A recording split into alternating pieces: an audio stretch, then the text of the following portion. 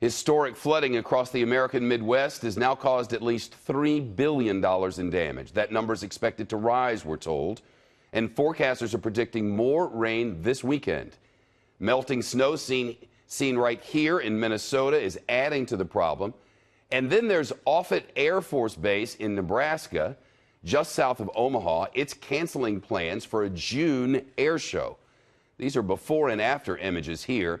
A commander at the base says it will be some time before they return to normal operations. Mike Tobin is reporting. He's live in McChesney Park in Illinois, which is about 80 miles north and west of Chicago. Hey, Mike. Hello, Shep, and here along the Rock River in Illinois, the water has receded some, but that does not mean that the people here at McChesney Park can necessarily go back to their homes. Everything from the potential of sewage contamination to bad roads, even the potential of mold is in their immediate future. Let's take you to live pictures right now with our drone in Rouleau, Nebraska, right on the border with Missouri and Nebraska, about 52 miles from St. Joseph, where the Missouri River was expected to crest today. And as our drone flies around, you should be able to see some of the many levees that were either breached or overtopped. Miles and miles of farmland underwater. You can see submerged irrigation pivots used during normal times to keep the field from drying out. And as we show you the landscape, we've got an early damage estimate from Nebraska, suggesting the damage there is $1.5 billion in Nebraska alone. Iowa's governor requesting emergency federal relief put the damage in her state at $1.6 billion. A substantial portion of that is lost to livestock and crops. People in the flood zones explain the loss and why so many farmers couldn't get their goods out ahead of the floodwaters.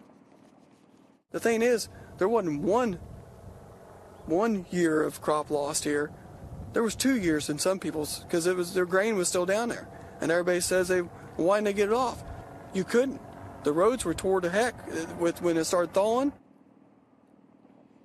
The Army Corps of Engineers said that some 28 levees in the Missouri River Basin alone had failed, and even more were in bad shape. And with that being said, meteorologists do not have good news looking into the upcoming spring. You mentioned the melting snow, the upcoming rain. Well, the ground is already saturated, and that water has nowhere to go but up and over the banks of the rivers. Shep?